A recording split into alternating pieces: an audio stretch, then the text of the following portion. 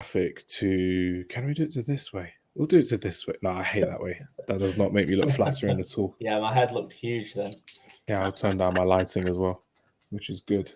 But yeah, we're back live. We're back ready. And it's the UEFA Champions League Match Day 3 reaction. And as you can see from yesterday's game, my voice is officially gone after Manchester United won a very exciting last-minute game against... Why is my camera acting odd? It's acting odd today. Yeah, crazy to see how Man United won, but we'll get to that later on. Patrick is joining us today to talk about Manchester City's and Wednesday's game, and Travis is joining his first live stream of the season, talking about Tuesday's games as well, which would be great fun. So nice to have you back on the podcast, or the live stream, I should say, Patrick, and Travis, good to have you back on the live stream as well, which will be great. First things first, the game that I watched tonight was Newcastle United versus Borussia Dortmund, and as Travis knows, I don't tend to watch English teams in the Champions League that often, unless it's Manchester United. So the fact that I was listening to the game on the radio on the way back home, I thought, you know what, let's stick to it in the second half. And I watched it, and I was like, this is fantastic. This fantastic play by Borussia Dortmund. We've had a shaky start to this season so far, which has been great to see, because they've actually been unbeaten, but they've been shaky with it, which has been unreal to actually think about. But I just want to kind of hear your thoughts. Travis, let's go with you. Eddie Howe started the season quite well for Newcastle United, but it's the first time Newcastle will have failed to score at home this season in the Champions League and in all competitions, realistically speaking. Is this a sign of them underestimating the Champions League, or just Borussia Dortmund too good for them today? I think it's more a sign of, the group of death, really, because anyone really can beat anyone in that group. It's not a surprise, I wouldn't say, that Dortmund have beat Newcastle. They're both very good teams. And like I say, when you've got a group with Borussia Dortmund, PSG and AC Milan, you're going to drop points somewhere. What I would say is I am happy in a way that Dortmund have won, because it leaves that group wide open now, with PSG on 6 points, Dortmund and Newcastle on 4. Milan are on 2. They're still not, completely out of it. With those 3 games left in the group, it's looking interesting. And Patrick, talk to me about Borussia Dortmund as well. We saw the likes of Lemech have a really good game today as well. I know you're watching the Man City game, but with Borussia Dortmund, are they the slight underdogs that should get qualified from this group? Because as I'm looking at the group now, it's looking anyone can kind of take it. Even PSG could potentially slip up later down the line. What's your thoughts on Borussia Dortmund so far this season in the Champions League? I mean, for me, I think Dortmund have been pretty good. 4 points in a group like this is definitely solid for them. For me, I always kind of saw them as not like the guaranteed ones to get out, but I always felt that it would be them and PSG come, the final match day. I think Newcastle being relatively new to the Champions League and Dortmund having been there before, kind of for me gave that squad overall the edge. Just to make it out of the group. I think they played pretty well against Newcastle tonight, just flicking between them and the City game. I think they counterattacked really well. You just look at the stats, just the stuff on paper. Newcastle had most of the ball, and Dortmund just defended really astutely, and they took their one chance really well. But I think Dortmund are solid. And for me, I think they're going to be the other team to get out of this group. No, that's good to hear. And Travis, we spoke about Marco Reus a couple of weeks ago as well. Potentially, this could be a swan song of getting as far as the final when he was last in the matchday squad for the Champions League back in 2013. I don't think Borussia Dortmund are going to be challenging, but do you really think Marco Reus, who's starting games a lot more now for Borussia Dortmund, with the absence of Jude Bellingham, with the absence of Julian Brandt, he can actually turn up one last dance this season in the Champions League? Yeah, I agree. I don't think that they're going to challenge, really. I just don't think they have the quality, but he's certainly a player who can turn games around for them. He's definitely a player who gives them a chance if they're in a big game. But yeah, I think we almost like to romanticize it a little bit and give this idea that Dortmund might have one last run with Reus in the team, but I think it is romance more than anything. I don't think it will happen. Yeah, it's true. It's looking quite likely that Newcastle United could even pip AC Milan further into the group as well. We'll just get on to the AC Milan game against PSG. And with AC Milan right now, Patrick, I'm going to come to you as well. With the new signings of Yunus Musa and Christian Pulisic this summer, looking to get into that first team in the AC Milan side. it's still not looking quite good for them. Pulisic playing on the right wing today, Yunus Musa in centre midfield. From an American point of view, to be blunt, is it quite worrying to see some of your better players not turn up in European football this season because they could be out before the group stages as well? And what are your thoughts on AC Milan so far this season in the Champions League, Patrick? In the Champions League, I think AC Milan have been pretty poor. I think they're definitely the worst team in their group. It's embarrassing to say, isn't it? Because last season they got to the semi-finals and they played attractive football, but now it looks like they've gone downhill just because of a couple of sales and a few new signings, I would say. That's my point of view, anyway. No, I mean, I completely agree. It is a little unfortunate to see guys like Pulisic and Musa not really perform to the level that like we know they're all capable of doing. You think back like 2 years ago when Chelsea won the Champions League, Pulisic scored a game winner against Real Madrid of all teams. So like you know that he has the quality there. Same with Yunus Musa, but I just don't think that this AC Milan team are going to quite be able to replicate what they've been doing in the league. I think they've been pretty solid domestically. And then, last season, I kind of felt like an anomaly. It felt like their side of the bracket was, anybody could have gone as far as they did with a couple of balls falling the correct way for their side. It's unfortunate to say, but yeah, I haven't been overly impressed with Milan in Europe. And I really, maybe they might squeak out another win, but I'd be really, really surprised to see them turn it around just with the way that they've been playing these first 3 games. Yeah, it's true. I'm looking forward to seeing what they can actually bring going forward. But Travis, let's talk a bit about PSG, because if anyone's looking at the favourite in this group so far, halfway through, it is PSG. And you mentioned at the start of the season that PSG could be a dark horse in this season's Champions League. So just tell me a bit more about how you think Kylian Mbappe is kind of getting this team to work around his way, because he's played on the left-hand side today, but he had that freedom to go around the front three with Kolo Muani and Ousmane Dembele also in that attacking trio. And it's looking like a scary attacking trio so far, at home at least for PSG. Yeah, there's a couple of new players in that front three, isn't there, with obviously Kolo Muani and Dembele. So it's obviously going to take a little bit of time to gel and click, but there's signs tonight that that's starting to happen now, which if it does, then I mean, those 3 players are phenomenally talented. So if it does click and they start to play well as a unit, it could be scary. And obviously, we've mentioned there about one last dance for Royce. We could potentially be talking about one last dance for Mbappe at PSG, not necessarily his career, but just at that club. I think it's pretty well documented that he's probably going to leave at the end of this season. He'd probably love to bring that trophy back to Paris before he does leave, as a sort of parting gift. So yeah, maybe there could be an extra bit of motivation for him there. Yeah, it's looking forward to what really Kylian Mbappe wants to do with his career, because if he wants to be the king of Paris for so long, he can do that. No one's going to really push him out of France. But the fact of the matter is, with his power play that he ended up moving Lionel Messi on and Neymar on, it goes to show that realistically speaking, if he was then to move, with all of these players coming to play at PSG because of Kylian Mbappe, that star factor could end up being a negative for PSG going forward in the future. But it was a convincing win for them, 3-0 today. And it's quite crazy the fall from grace that AC Milan have had from rebuilding so much this season. And it goes to show that it could have been so much more special going forward as well. Patrick, talk to me about Manchester City and talk to me about how it was. I think it was 0-0 at halftime as well, but playing on an AstroTurf pitch, something different completely against young boys, 3-1 away from home. Talk to me about your thoughts at Manchester City and your thoughts on the upcoming Manchester derby on the weekend as well. Oof, all right. We'll start with the match in front of us, the young boys game here.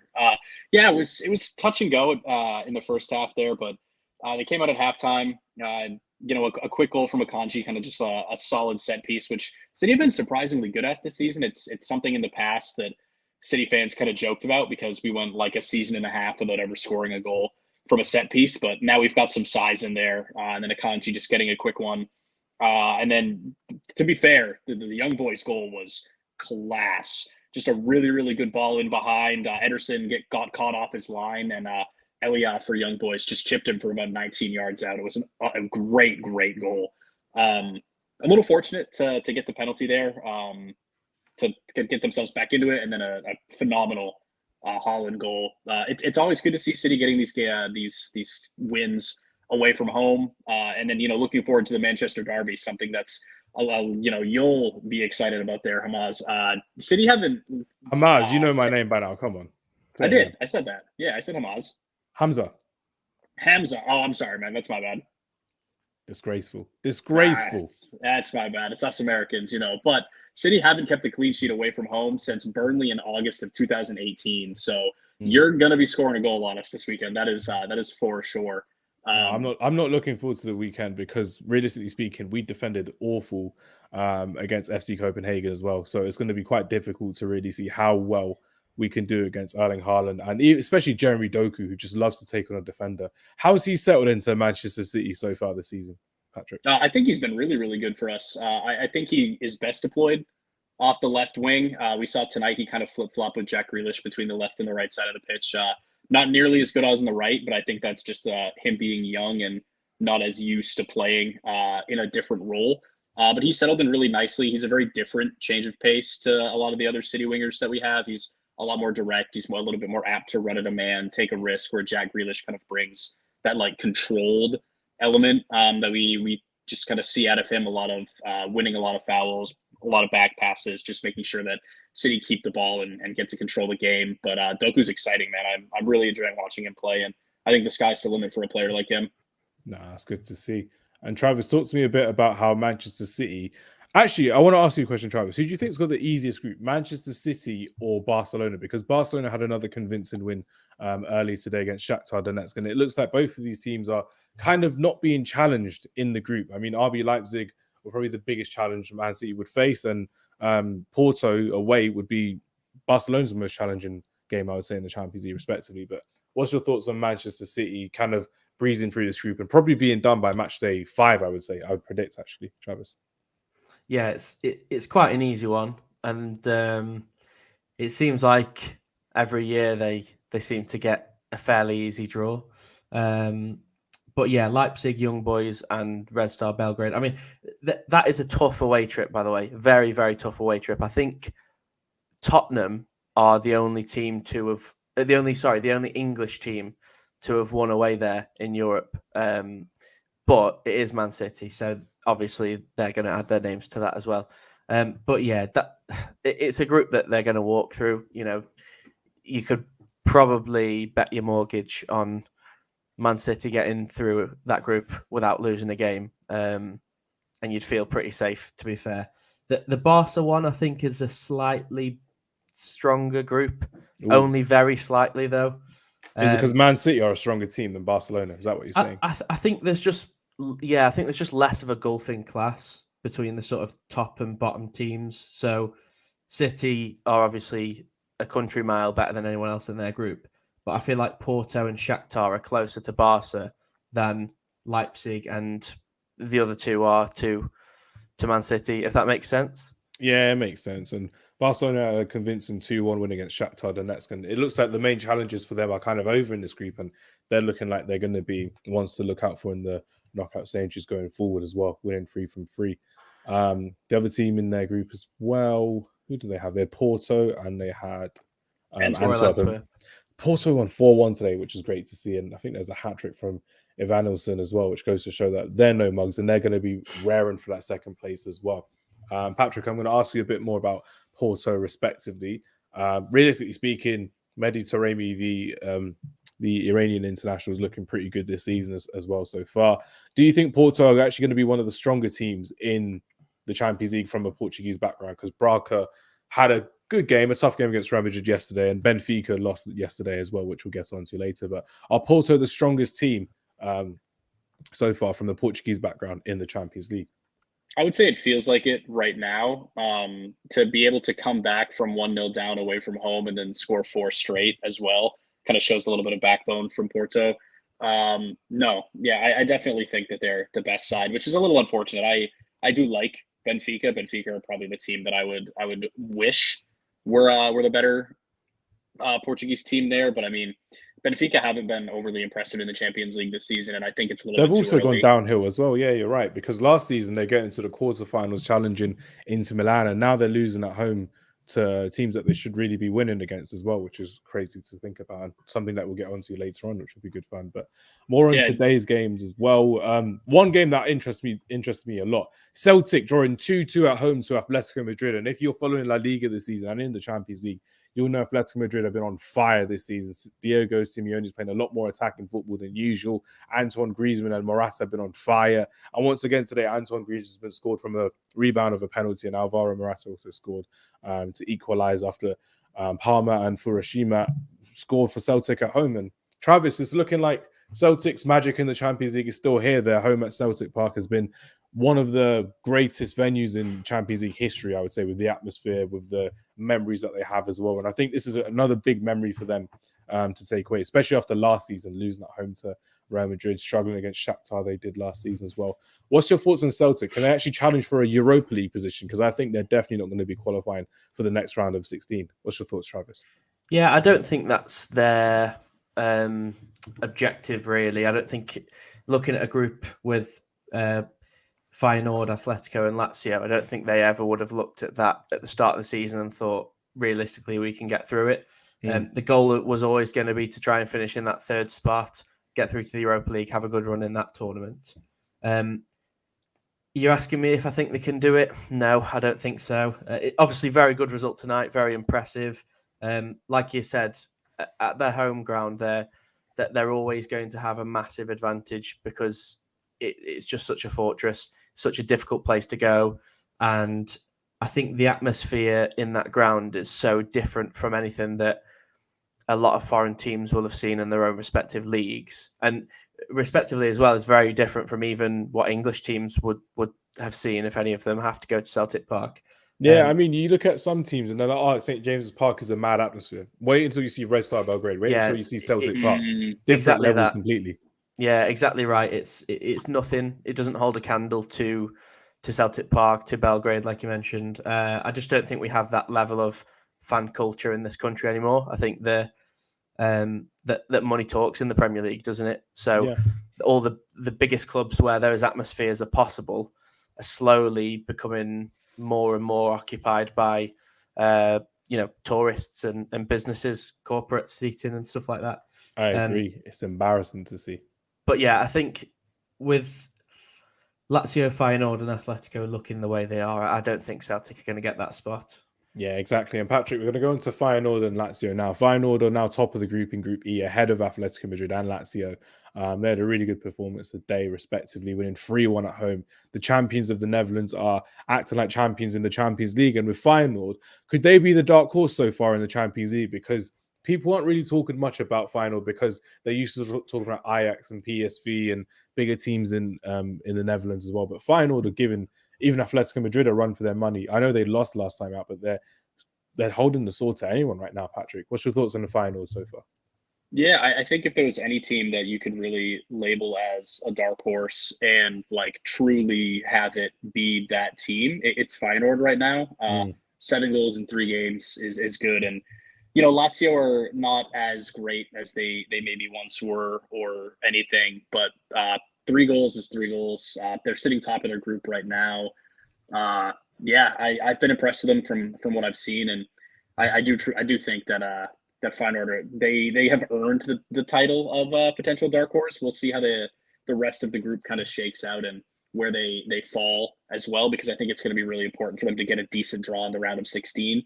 But yeah, no, they look really class, and I think it's super likely that they might be able to beat maybe one of the worse off, air quotes around that, teams that maybe sneak out in second place somewhere or something like that. I do think that teams will need to respect them moving into absolutely. like the knockout stages. Yeah, because you got Santiago Jimenez, the Mexican striker, who's made a Champions League debut tonight as well. And he's really good to see. He's scoring 2 goals at home as well. And here's another big player who I've been talking about for a good 6-7 months now on our podcast. That, again, Mexican football is kind of going downhill, especially after the World Cup when they had a good group stage, but they didn't even qualify for the next round. And their youthful prospects aren't even looking as prosperous, really. And especially with them hosting the World Cup in 2026, you want to see a shining light. And for me, the shining light is Santiago Jimenez, their young striker coming through, which will be something to talk about as well. Before we go into Tuesday's games, we'll just wrap up the rest of them. RB Leipzig won 2-0 against Red Star Belgrade. They're looking quite comfortable in terms of going through to the next round, respectively. Xavi Simons with a goal and assist. Travis it's looking like is a popular player in Bundesliga and in Champions League football this season as well. I think that's the only other game from Wednesday, which is good fun as well. I think we've gone through all of them, which is great. Yeah, looks like it. Patrick, before you have to drop out, who's been your Champions League hero of the week? And remember, you can't pick a player from your own club. So who has it been and why?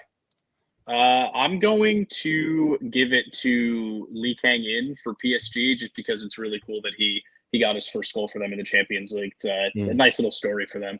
Nah, it's good to see. Convincing win for PSG as well. Convincing appearance by Patrick. Besides the name that I think I'll just put my name next time on the thing as opposed to throwing that counter attack. But no, Patrick, it's good to have you on the live stream again. I'll see you next time for another live stream coming forward. But no, let everyone know where they can find you before you wrap it up from yourself.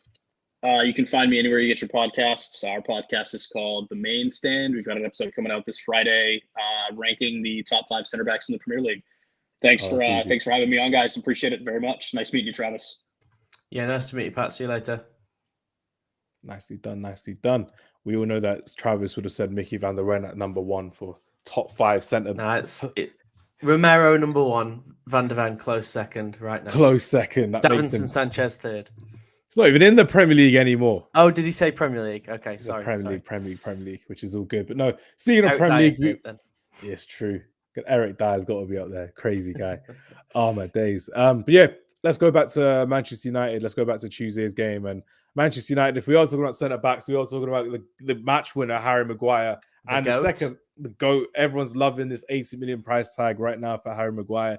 It's looking worth it. It reminded me, actually, when I went to watch Man United a couple of seasons ago. Man United won 3-2 against Atalanta at home. And Harry Maguire was the one who scored the equaliser to the 3-2 victory, and Ronaldo scored the 2 other goals. I mean, Ronaldo, Maguire, they're in the same bracket clearly these days for Man United fans. We just won a goal, and Maguire's the one who ends up celebrating, and Onana actually got some redemption as well. I'm still not convinced by him, I'll be honest with you. He was following a lot of instructions by Bruno Fernandes today in terms of the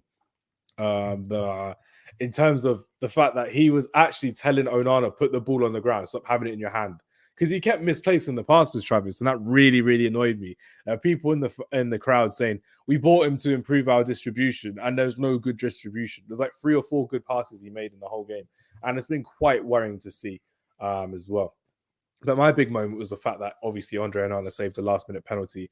And I can clearly say after years of going to watch Man United play, I've never seen us save a last-minute penalty ever. So that was quite cool for me to see as well. But Travis, what's your thoughts on Man United? A few of our mutual friends have said we're still unconvincing so far in the Champions League. So let me hear your thoughts on Man United so far in the Champions League. Yeah, unconvincing is the word, not just in the Champions League, but in every competition that they've played in this season. I think for the last 10 years. Well, yeah. To be fair, not even just this season. So it's nothing new for us. Basically, it's just getting highlighted differently. It's being marketed differently. That's how I see it personally. Yeah, absolutely correct. I think last night was what you would call papering over the cracks. Always. A goal from an unfancied centre-back who's... That's an awful drink, by the way. I got some melon drink yesterday. Not a fan. Interesting. Cantaloupe melon as well. Sorry, I've disturbed. But yeah, cantaloupe melon. I'm not bringing that on the podcast anymore. I'm not even gonna tag that next time as well, which is crazy. Stick to the orange juice. Got a big bottle of water here as well, sponsored by Samsung. I'm not even sponsored by Samsung. Neither is the podcast. I don't know why I'm plugging all these brands for, man. I need some actual drink. But no, carry on. Sorry. Yeah, as you were saying. Sorry. Yeah, no, it's okay. I think a winning goal from an unfancied centre-back who's only really in the team because of injuries. I think if everyone was fit, he wouldn't be touching the starting 11. A last-minute penalty save from your goalkeeper against really, it's not even a conversation. They're the worst team in the group, aren't they, realistically? Realistically, they were pot 3 of 4. So yeah. It should be a win for any Manchester United team. I don't think they should ever be struggling against a Copenhagen side realistically. We always struggle against Copenhagen. The Europa League, we struggled. We won against them injury time of extra time in Europa League in 2020. In 2007, we lost away from home to FC Copenhagen. So you say that, but so 1-0 is a great result, really. 1-0, we're exceeding expectations against FC Copenhagen. I mean, I went all the way out to Copenhagen, and I spoke to a few fans, and they were telling me about how they went to the game back in 2007, and they saw a young Rooney, Ronaldo, Saha getting obliterated by the fans and by the players, because FC Copenhagen are no mugs in the Champions League, taking Galatasaray all the way to a draw, taking Bayern Munich to a convincing game until they ended up defeating. And honestly, I'm always honest, as I always am, and I'm staying consistent. Copenhagen should have beaten us in that first half, but it was a game of two halves, as the cliche goes. In the second half, we turned up. We stopped playing to the occasion of the memorial of Sir Bobby Charlton, rest in peace. But we actually played a Champions League game that we should have been playing, which was fun to see. And also, we had a little-known Danish midfielder called Christian Eriksen, who, you know what, brought a big smile to my face, because every time I see him play, Travis, like I said, I just love watching him play live in the flesh. And he's a fantastic player to watch. And he was the one who made that amazing assist for Harry Maguire. And I really think we should start playing like Stoke City, prime Stoke City, just long ball football nowadays. Just get the crosses in. Maguire up top. Maguire, McTominay, Hoyland up front. That's scary front three. Just long ball football. Would be loving it. It'd be fantastic to see, which is good. But yeah, I'm still not convinced about Man United qualifying for the next round of the Champions League. But stranger things have happened. Like we saw yesterday. Who would have thought Onana would have saved the penalty? Watch out for our matchday vlog that comes out soon from that as well, which is great. Right. The team I wanted to talk about mostly today, I've only spoken about them a bit today, actually. Benfica, again, losing at home. Real Sociedad beat them away from home, and Takefusa Kubo won the man of the match yesterday. And Real Sociedad are top of the group. They're joint top of the group with Inter Milan on 7 points, respectively. And Mendes was the one who scored the winning goal. But Takefusa Kubo is looking like the real deal right now for Real Sociedad. And Travis, I'm going to ask you to focus on Benfica a bit, because we said it earlier in the live stream. They were amazing last season, beating Juventus, beating PSG in their own group of death as well. And now they're actually going to be turning up to survive in the season's Champions League. And what do you think's gone wrong with Benfica? And don't say it's Grimaldo going to Bayer Leverkusen, because I know you love Alejandro Grimaldo a fair bit, Travis. Yeah, I'm a big fan from the FIFA 17 days, as you know. I'm still buying him on FIFA 23. I don't care if he's going to Bayer Leverkusen. I need it in my Brexit team. Yeah, fair enough. I think what's gone wrong for them is it's, I think, a tougher group than it perhaps looks on the surface. You know, Inter were obviously finalists last season, so that they're no mugs. You've talked quite a lot on the podcast about Real Sociedad and how good of a team they are this season, and some of their star players performing the way that they are. And, you know, Red Bull Salzburg is never an easy game for anybody. So I think it's a much tougher group than it looks on paper. And I think what's gone wrong for Benfica is just the general shape of Portuguese football. The level isn't what it used to be. They produce all these quality players, can't keep hold of them. They end up going to bigger leagues, such as, you know, the Premier League and La Liga and all these sorts of other top leagues in Europe. Ramos going to PSG and being a bench warmer for them as well. Exactly. You know, he's a big money transfer out of that league, one of the best players in that league, and now is, like you say, warming the bench for another Champions League team. If they could keep hold of these players, they'd be phenomenal. But the infrastructure in Portuguese football just isn't there to keep hold of these megastar players, really. Yeah, I agree. It's just the fact that there's not that much continuation with these teams, and it's really, really annoying. So when you're seeing a team like Braga break through ahead of Sporting Lisbon in the Champions League, it goes to show that they've been developing their team and their players for a while as well, which is quite good to see on the surface, respectively, as well. But yeah, Real Sociedad are looking like the real deal so far. Another Spanish team threatening the hierarchy of Champions League, and it's really good to see Kubo, Oyarzabal, Marino having good style of play in their football as well, which is great to see. So on to the other game in the group is Inter Milan against Salzburg, and it was a 2-1 win. And your former nemesis scored in this game. By the way, I hate doing a live stream or a podcast after I've been to a game, because my voice just never recovers, and that's why I have to start drinking fizzy drinks, because it's meant to help me. I should have some tea or something afterwards. But This is why I pre-record our podcast. If anyone doesn't know, we pre-record our podcast when I'm on a midweek match day because I don't want to sound like Bane on the podcast as well. Actually, no, I'm more like Christian Bale's Batman when I'm doing a podcast. So should I try and do this next bit in a Batman voice, Travis? Alexis Sanchez. No, I can't do it. I can't do it. I was going to say, do it if you want to embarrass yourself. Alexis Sanchez scored. Now, Alexis Sanchez scored, man. I mean, he's back in it after a good season last season for Marseille on the bench. And who knew after Alexis Sanchez and Henrik Mkhitaryan did one of the worst swap deals in history from Arsenal and Man United, respectively, that they're both linking up together at the San Siro for Inter Milan, because it was great to see them actually play that game. And Henrik Mkhitaryan is thriving under Simeone Inzaghi after a year and a bit of being there, which is great to see. But again, Inter Milan, let me hear your thoughts on them. And do you really think they can still qualify for not just the semi-finals, but another final as well? Because Simeone Inzaghi, like we said before on the podcast, is underrated as a manager, is underrated as a tactician. Let me hear your thoughts, Travis. Yeah, he's a very, very good manager, like you say. And we have discussed it a couple of different times. Remember, they're only second because of goal difference as well by one goal, and that's the only difference, really. Yeah, you're not wrong. I think they're pretty much guaranteed to go through that group. It looks pretty safely like it's going to be them and Sociedad. In terms of whether I think they'll make another final, I think they'll go deep again. They're too good of a team to go out at this stage. I think they're probably, obviously depends on the draw. They can get unlucky with the draw and get Man City or whoever else, and they're out straight away. But I think they're probably too good of a team to go out at the round of 16 as well. But if I'm completely honest with you, I think pretty much any other year they don't make the final other than last year. I think they were a little bit fortunate with the luck of the draw, avoiding Man City and Bayern Munich on that side of the tournament. They had Bayern Munich in the group stages, though, to be fair. They lost to them at home, so that was a big thing for them. True, but there is two spaces to come out of a group. If you come up against Bayern one-on-one in the Champions League, unless you are, a Man City, a Real Madrid, you're probably losing that game. And I would say, if you beat Bayern in a knockout fixture in the Champions League, you're probably going to win the Champions League, because I think to be better than Bayern, there's probably no other team better than you, realistically. Real Madrid. Yeah, I think they got a little bit lucky last year, but I think they'll have another good run this year. But I think they'll be more focused on the league and trying to get that Scudetto, I think. No, that's fair enough.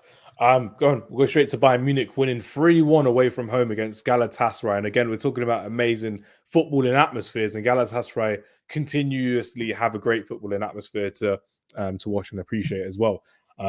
Not when they're at Old Trafford and they're sitting with the home fans, because that was a safety protocol that Manchester United failed and they've apologized for, but not a big fan of what Man United did afterwards, which is crazy. But again, Harry Kane scoring, Musiala scoring, Kingsley Coman scored the first goal as well.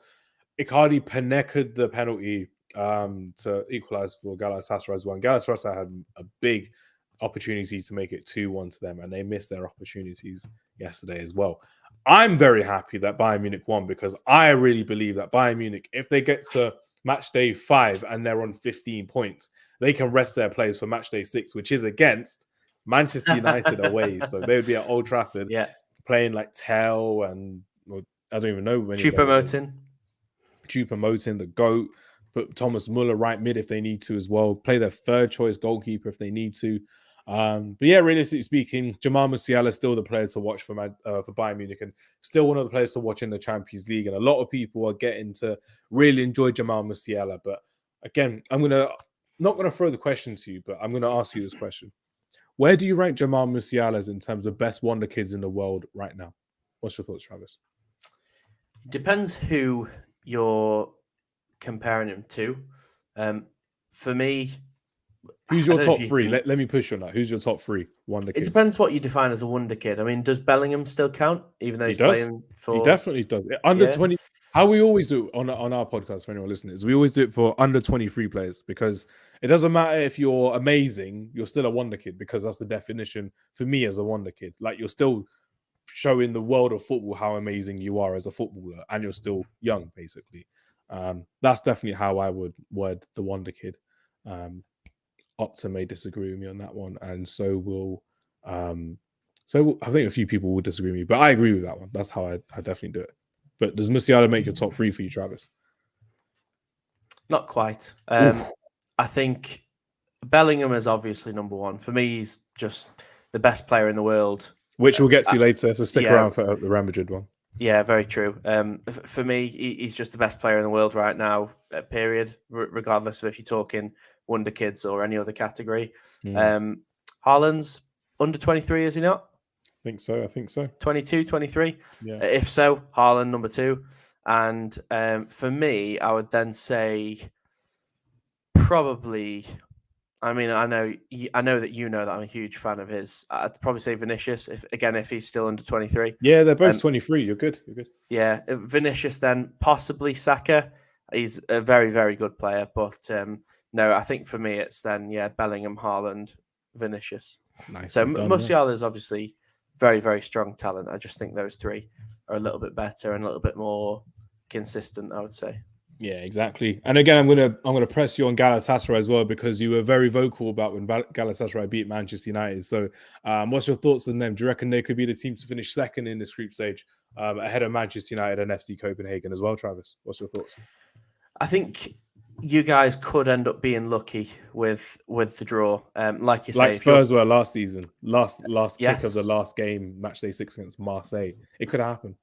Yeah, we've been lucky a couple of times, to be fair. We the season we got to the final on match day 3, we had 1 point. And then match day 4, we were 1-0 down at about 80 minutes in. And then we turned that game around, beat Inter in the next game, and drew to Barcelona very late on at the Nou Camp, which was the last game of the group. And that put us through by virtue of having a better head-to-head record against Inter Milan, I think. Look, it can be... The Champions League groups are wild. The fact that you only play 6 games and there's 4 teams means that pretty much anything can happen. And with a group where... I mean, obviously Bayern Munich are walking through the group in second gear, pretty much.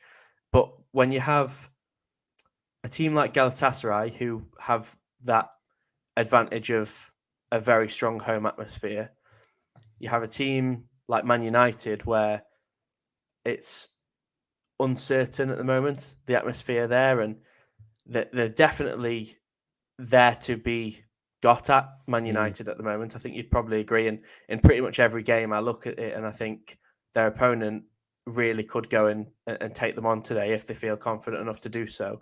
And then when you've got a team like Copenhagen as well, who are always going to be the underdogs, are always going to be up for the occasion, shall we say. Playing It's really a group good football where, as well. Exactly, yeah. It's a group where anything can happen. So for me, I do think Man United will scrape through in second. And I think Galatasaray will have to put up with a Europa League spot that I think they will be quite happy with, to be fair. But stranger things have happened, haven't they? And at the moment, obviously, they sit in a good position, second in the group. That's true. They've still got to play. You again, correct? Still got to play everyone, haven't they? Yeah, everyone's got to play each other once as well. It's the halfway stage in the Champions League. Like I say, the only thing that I can say would go in Man United's favour is, well, first of all, 2 things. First of all, you've got better players. I think that's pretty easy to say and pretty fair to say. But the other thing is, like you mentioned earlier, if you're playing Bayern Munich on the last game week of the group, and they've already qualified by that point by beating Galatasaray again, by beating Copenhagen again, they might field a weaker team, in which case, if you've got to go and get a result against Bayern at home, I think. Yeah. Played them away in the first game, didn't you? Played them away, yeah. If you've got to get a result against them at home, against a second string side, it suddenly becomes a lot easier. So you never know. Yeah, like I say, stranger things have happened, but I do think it's going to be the 2 perceived stronger teams from that group going through. Definitely.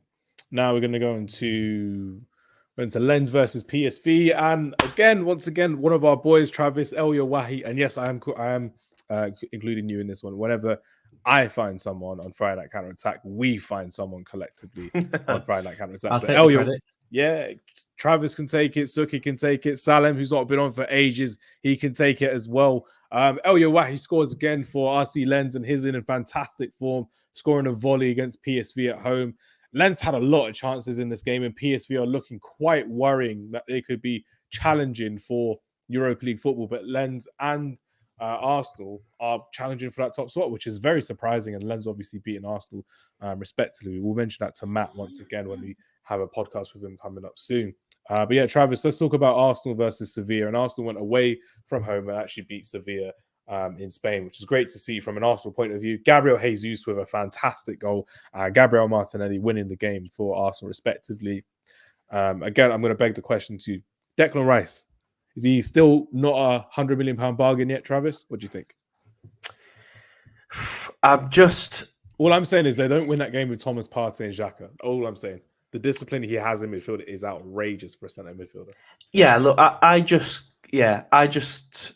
can't get on board with spending 100 million on defensive midfielders. I always think that they're the playmakers nowadays, though. That's the thing. That's the most true. It's more than it used to be. It's not just breaking up play and shielding the back four like it used to be. They have to be able to get involved higher up the pitch and chip in with a few goals and assists and things. And I think Rodri is the prime example of that, isn't he? Obviously scored in the Champions League final, scored an absolutely cracking goal in the semi-final last year as well. They've got to be able to add more. Casemiro doing that in 2017 as well. Kante doing that in the World Cup as well, just breaking up play. And he did it in the Champions League final as well. Like, it's been a good trend for the last 5-6 years now for all of these players who you wouldn't, I kind of get your point. Last 10 years ago, you wouldn't consider them world class. But I think with Sergio Busquets, he bucked that trend a bit. And ever since we've seen Busquets' importance in Barcelona's history, now you're seeing it with a lot of players as well, and respecting centre midfielders a lot more as well, which I would say, which is pretty good. But I'm guessing still not a Declan Rice bargain just yet, right? No, I don't think you can call Declan Rice a bargain at 100 billion. Look, he's a good player and he's obviously improved Arsenal. It's also good that he can travel to Spain, unlike a certain other Arsenal defensive midfielder. I don't know if you've seen too much of this on Twitter today, but that's been popping up on my timeline quite a lot. I won't go into it. No, go into it. Well, I don't want to. I don't know if I could. I don't know if I could say it without say it in the most legal discourse. Say it in the most legal way. Let's allegedly, from what I've read on Twitter from other sources that aren't me. I'm just repeating the messages that I've seen on, or X, I should call it now. I can't wait to hear this. Allegedly, the reason Thomas Partey didn't travel with the squad for the Sevilla game is he's not allowed to set foot in Spain. From fear of why. Prosecution. I wonder why. So, yeah, I'm not going to go into it too much. Obviously, I just wanted to get a little dig in there at Arsenal employing such a heathen. But look, I was hoping. I mean, it's innocent until proven guilty, and I think the authorities are taking a lot longer on this one than they are with certain other players and certain other clubs as well, from what I've seen and what we've actually seen in person as well. And it's been almost a year now since these allegations have come to fruition as well. So maybe the authorities are Arsenal fans, Travis. We never know. We may never know. They're just trying to get through to the end of the season, try and get the league winners medal around his neck first, and then as soon as that happens, put the cuffs on him. Then it's off on one, which is good fun, which is quite nice. Exactly. I was hoping last night that my boy Eric Lamela was going to do a job for us. Couldn't find it, unfortunately. But they're looking good, aren't they? Look, they've got a fairly favourable group. There's obviously, 3 very decent teams in there, but 3 teams that realistically, with the quality Arsenal have got, they should be winning pretty much every game in that group, I would say. Yes. And they're looking like they're well on course to get out of the group. I don't think there's too much more to say about them, really. Yeah, it's true. And that's a good segue into Napoli versus Union Berlin, because Union Berlin, I don't know if you've seen the highlights or seen them play at home in the Champions League, because they don't play at their normal stadium. They play at the Olympic Stadion in Berlin. Yeah, it's a real shame, that, isn't it? It feels like UEFA bureaucracy getting in the middle of what could be something fantastic for the home support. It looks amazing, but it's just not authentic. That's the worst thing, because it's like, it looks so cool, but it's not them. It makes no sense to me. And maybe the fans like it. Maybe there's more fans and more neutral fans going, which is great. Maybe that's a matchday vlog coming soon. We never know, from us as well. Hint, hint, wink, wink. Union Berlin versus Real Madrid in Berlin would be crazy to go to. But no, they lost 1-0. Kvaratskhelia with the assist for Raspadori as well. Napoli are looking back on track now, and it looks like Kvaratskhelia Kvaratskhelia is looking back on track, especially with the AC Milan Napoli game coming up on the weekend as well, which would be great. But I think we can segue quite easily onto Real Madrid versus Braga because that's where the main talking point is. And unfortunately, Union Berlin, they lost their first 3 games. They look like they're out of the competition. Sporting Braga will have to do a hell of a lot, especially when their next game is away to Real Madrid at the Santiago Bernabeu. And Jude Bellingham once again scores, Travis. Your player of the moment, your man of the moment, the best player in the world at the moment, according to you. Again, what more can you say that you haven't said already about Jude Bellingham? Because this could be a factor in his game for years to come. That he always pops up with the goods, he always scores the goals, and is always turning up in these big occasions because he was another top performer in the game yesterday. It feels like every time we talk about Real Madrid at the moment, all you need to do for me is just record what I say and play it again the next week when he scores. We don't even have to talk about Real another Madrid game. anymore because it's just the same editing that we're doing every single week, which is great fun. Yeah, you're absolutely correct. It's a case of every week, Real Madrid have a tough game where they just come through it, and they just come through it because of Jude Bellingham, and he's just proven to be such an absolutely clutch player. When they need a goal, he pops up. When they need a little moment of magic, he pops up. And I'm hoping that he stays fit throughout this season. First of all, it'd be a real shame to see this sort of form get derailed by injury.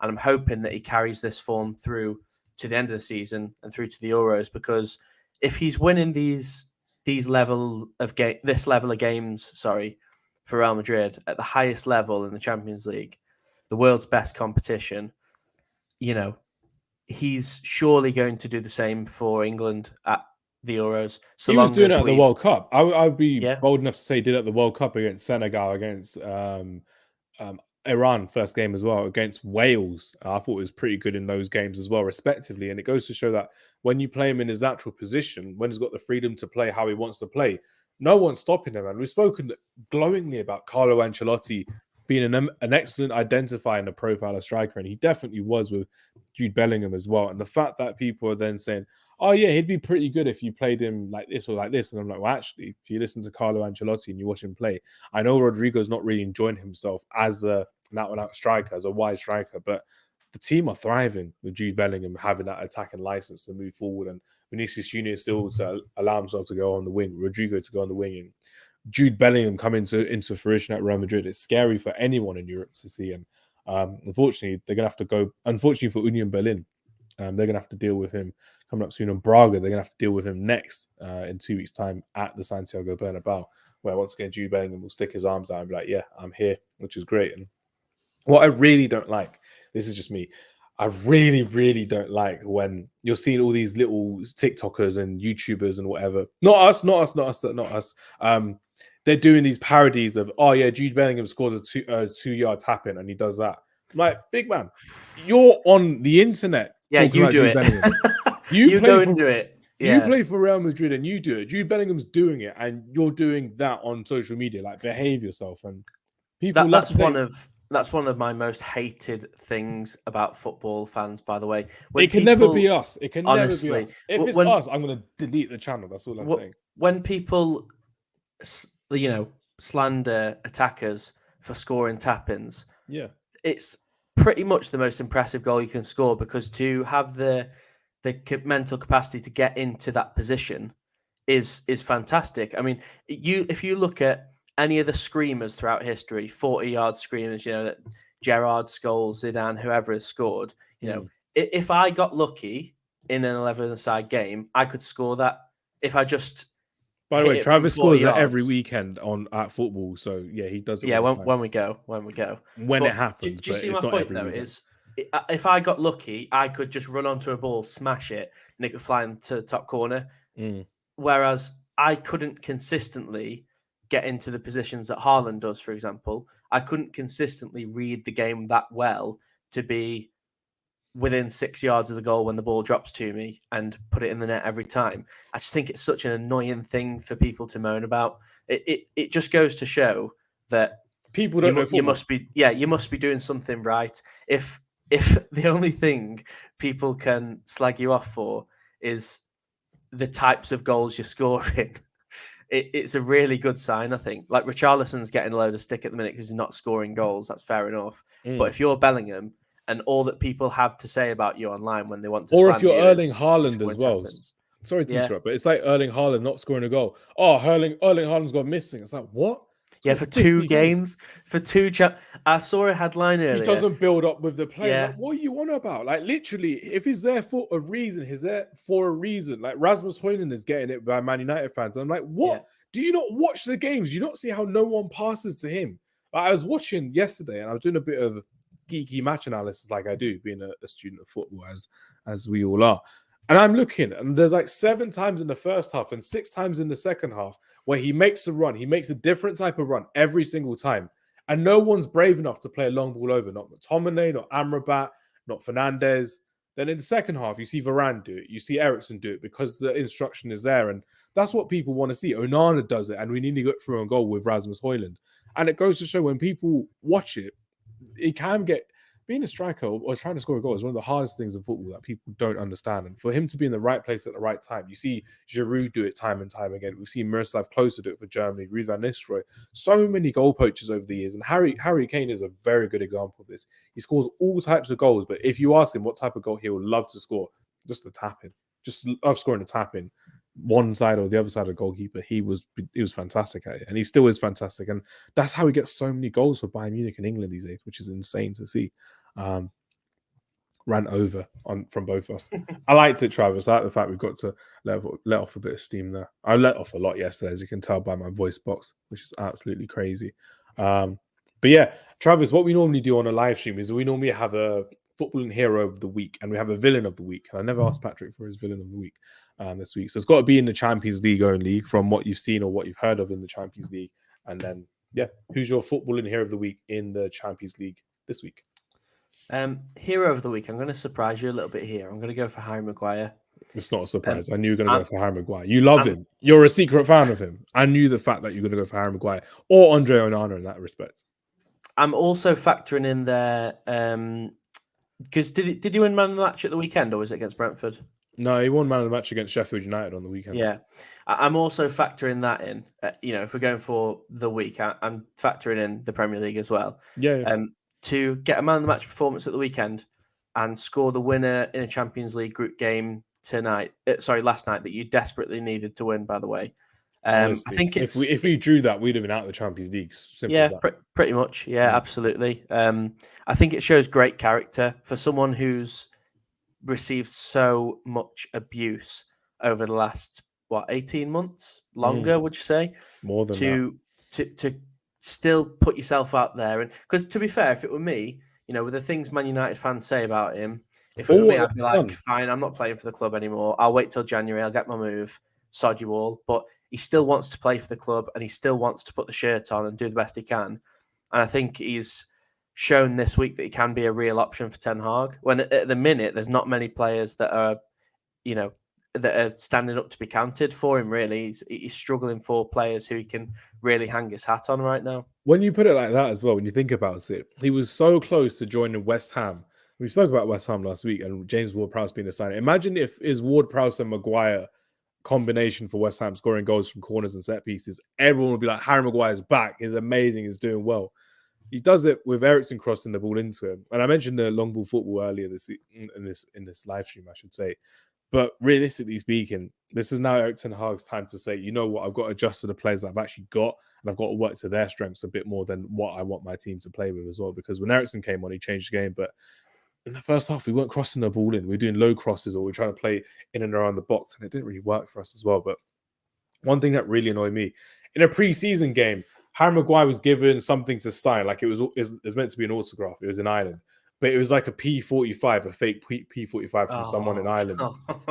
So I want to see what that fan's reaction was like yesterday when we scored and it was Harry Maguire that scored. I want to see that guy's reaction in terms of what happened. So that guy's a douchebag. That's what I'm saying. That guy's a douchebag for doing that to Harry Maguire. How are you doing that to your own player, man? What an idiot.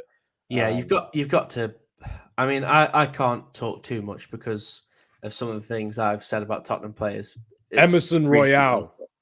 Hey, I'm a big Emerson supporter now. Actually, I've come around to Emerson. Yeah, I'd say so. Yeah, you gave me faith in Emerson, and then when he started performing earlier this year, it was made it a lot easier to like him. To be fair, yeah, You beat the racism claims as well, which is nice to see, Travis. Oh, So, don't be saying that. No, it's good. It's good. It's good. But yeah, who's your Champions League villain of the week this week? Villain of the week. I'm leaning more towards a whole team rather than a player this week. Newcastle, I'm going to say. I'm slightly disappointed with them because they beat PSG so convincingly at St. James's, and they just haven't carried that into this game at all. The fans did. I have to be blunt. The fans definitely did. There's a great atmosphere. Players just didn't match up, so unfortunately they didn't do it. Look, maybe they're a bit fatigued. They've had a very Isaac got subbed off early as well because he was injured. By the way. So okay. Yeah. Fair enough. Look. Like I say, maybe they're a bit fatigued. They've had a very difficult start to the season. Played some very good sides in the Premier League, and obviously every game they're playing in the Champions League is against a very good side as well. But yeah, I just think to play that well against PSG and then not really turn in a performance against an inferior side, makes them the villain of the week for me. Yeah, I would say so. My villain of the week, Sandro Tonali, because that could have been his last appearance for Newcastle for another 8 months, and he could be out for the rest of the season due to his betting. And did he play last night? He played today. Yeah, he played today. Yeah, really? Oh, okay. But he came on as a sub, and it's quite funny to really see how that happened because all the fans were like, "Oh yeah, he's gonna play," and I'm like, that would be the last time you saw him play. It's looking like 10 months, isn't it?